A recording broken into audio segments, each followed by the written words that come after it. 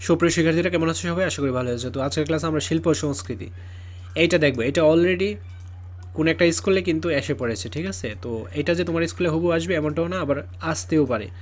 তো যদি আসে তাহলে তো বেস্ট অফ লাক। তবে আমরা এটা প্র্যাকটিস পারপাসে প্র্যাকটিস করে যাব, ঠিক আছে? আমরা বার্ষিক পরীক্ষার জন্য কতটুকু প্রিপেয়ার সেটা যাচাই করে নিব। ক বিভাগ তত্ত্বীয় অংশ, মোট নম্বর হচ্ছে 65। এক কথায় উত্তর দাও, অতি সংক্ষিপ্ত উত্তর প্রশ্ন। সবকটি প্রশ্নের উত্তর দিতে হবে, প্রত্যেকটা প্রশ্নের মান 1 করে। 15টা আসবে, 15 নম্বর। ছবি আঁকার প্রধানত কয় ধরনের ছন্দ ব্যবহার করা যায়? আধুনিক গম্ভীরা গানের সৃষ্টি কোথায়? ঢাকার বাইরে প্রধানমন্ত্রীর একমাত্র বাসভবন কোনটি? শিল্পনগরী বলা হয় কোন নগরীকে? লালন শাহ ফকির কত সালে জন্মগ্রহণ করেন? ইউনেস্কো কত সালে সুন্দরবনকে বিশ্ব ঐতিহ্যবাহী স্থান হিসেবে তালিকাভুক্ত করেছে? ঐতিহাসিক মুজিবনগর কোন জেলায় অবস্থিত? সুন্দরবনের প্রধান গাছ কোনটি? জল রঙের জন্য সাধারণত কোন কোন তুলি ব্যবহার করা হয়?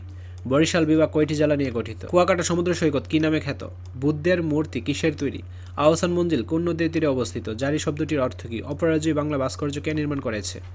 সংক্ষিপ্ত উত্তর প্রশ্ন আসবে 4টি, প্রত্যেকটা প্রশ্নের মান 5 করে, 20 নম্বর। তোমরা বার্ষিক পরীক্ষার ফাইনাল রিভিশন দিয়ে নাও, এটা থাকবে সম্পূর্ণ free model test. Video link comment এবং ডেসক্রিপশন বক্সে দেওয়া থাকবে। আজ এই ক্লাসগুলো বুক করে। বাংলাদেশে রেশম চাষ কোথায় বেশি হয়? ব্রিটিশ বিরোধী আন্দোলনের মুকুন্দ দাসের ভূমিকা আলোচনা করো। উত্তরা গণভবন কেন বিখ্যাত? 60 গম্বুজ মসজিদ কোথায় অবস্থিত? রিসাইকেল পণ্য কীভাবে তৈরি হয়? ছবি দেখে লেখো। আর্ট অ্যাপ্রিসিয়েশন বা ক্রিয়েটিভ রাইটিং। তো তোমাদের এরকম একটা ছবি দেবে, এই ছবিটা দেখে লিখতে হবে তোমার, এবং এই লেখাটা অবশ্যই তোমার নিজের ভাষায় লিখতে হবে, ঠিক আছে?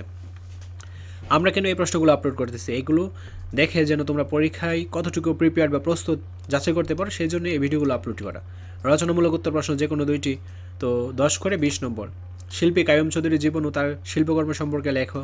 প্রাকৃতিক উপাদান দিয়ে রং তৈরির পদ্ধতি বর্ণনা করো। জল রঙে ছবি আঁকার করণ কৌশল সম্পর্কে লেখো। ভাষা আন্দোলনের পটভূমি বিশ্লেষণ করো। তারপর ব্যবহারিক অংশ, মোট নম্বর হচ্ছে 35। বন্ধ খাতা প্রদর্শন করতে হবে। যে কোনো একটি কাজ সম্পর্কে করে দেখাও, যেমন 20 নম্বর এর জন্য। প্রাকৃতিক আকৃতিতে পুনরাবৃত্তিক নকশা অঙ্কন করো, অথবা ইন্টারনেট থেকে গম্ভীরা গান শুনে এবং দেখে বইয়ে দেওয়া অবনীর গম্ভীরা গানটি ভঙ্গি করে গাওয়ার চেষ্টা করো, অথবা রিক্সা পেন্টিংয়ের অঙ্কন শৈলীতে দক্ষতা অর্জনের জন্য পোস্টার রং অথবা যে কোনো সহজলভ্য মাধ্যমে ক্যালিগ্রাফি অনুশীলন করো। তো আশা করছি বুঝতে পেরেছো, এটা জাস্ট প্র্যাকটিস পারপাসে প্র্যাকটিস করে যেও। তো আজকের ক্লাসটি এই পর্যন্ত। পরবর্তী ক্লাসটি সবার আগে পাওয়ার জন্য অবশ্যই চ্যানেলটি সাবস্ক্রাইব করে অল নোটিফিকেশন করে রাখো, যেন ভিডিও ছাড়া মাত্রই সবার আগে তোমাদের কাছে পৌঁছে যায়। ধন্যবাদ সবাই।